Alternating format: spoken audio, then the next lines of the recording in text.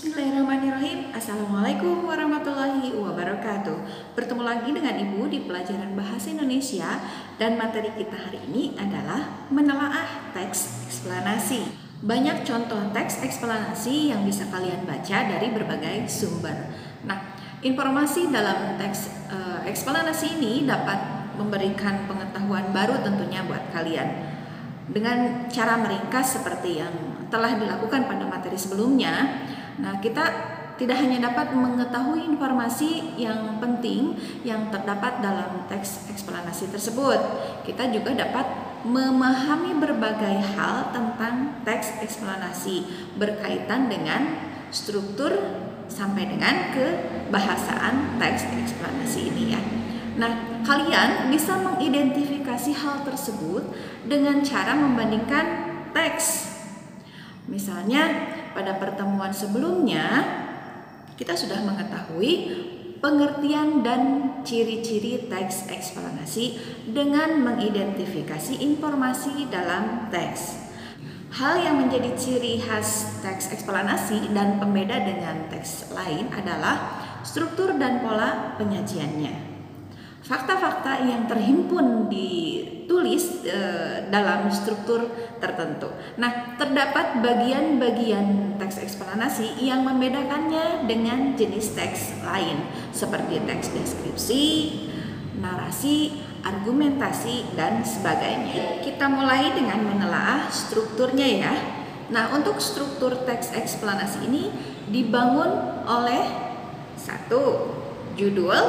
Kemudian yang kedua, pernyataan umum. Nah, di dalam pernyataan umum ini berisi pengertian dan sebagai pengantar sebuah peristiwa. Pernyataan umum ini harus ilmiah atau harus sesuai fakta. Tiga, deretan penjelas. Berisi penjelasan atau pengembangan dari pernyataan umum tentang peristiwa tersebut. Dalam deretan penjelas ini, hal dibahas lebih rinci tentunya. Yang keempat, interpretasi berisi penilaian dan simpulan tentang peristiwa atau fenomena yang dibahas.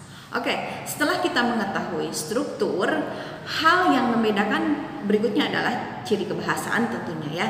Nah, berdasarkan isi teks eksplanasi yang ditulis, berdasarkan fakta, pilihan kata yang digunakan di dalam teks eksplanasi tentu berbeda dengan jenis teks lainnya.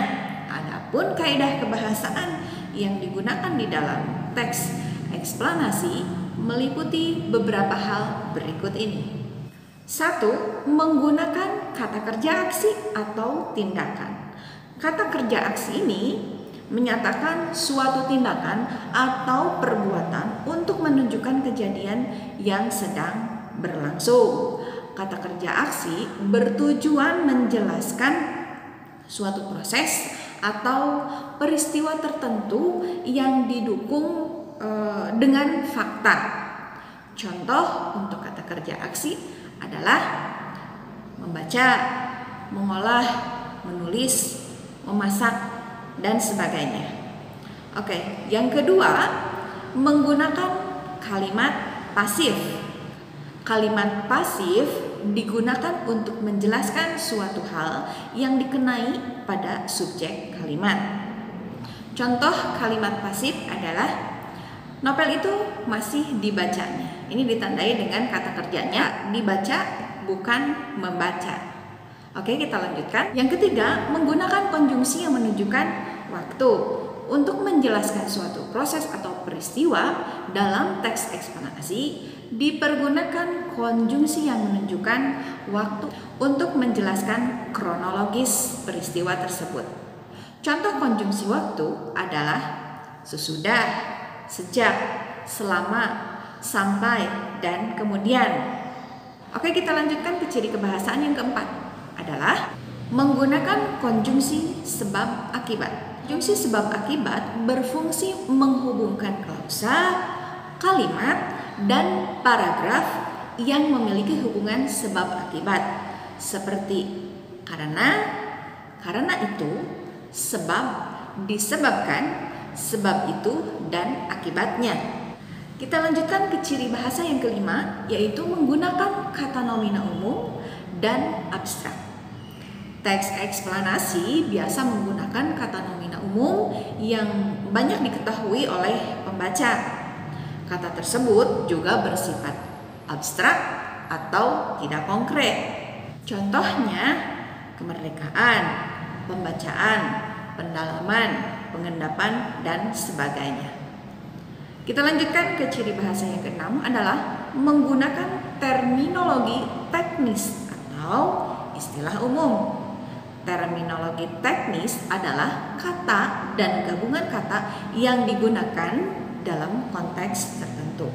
Misalnya, istilah yang berkaitan dengan ilmu kimia, istilah kegunungan, istilah matematika, dan sebagainya. Ciri bahasa yang ketujuh adalah menggunakan majas. Majas ini digunakan untuk mempercantik susunan kalimat tentunya. Tujuannya, menggunakan majas ini adalah memperoleh efek tertentu agar tercipta sebuah kesan imajinatif bagi pembacanya. Namun, dalam teks eksplanasi bersifat mana suka, artinya boleh ada, boleh juga tidak. Jadi itu ya untuk kaidah kebahasaannya. Demikian untuk materi kita hari ini. Mudah-mudahan kalian bisa memahaminya dengan mudah. Mohon maaf jika ada kesalahan atau kekeliruan dalam penjelasan materi Ibu. Terima kasih atas perhatian kalian. Semangat dalam belajar. Assalamualaikum warahmatullahi wabarakatuh.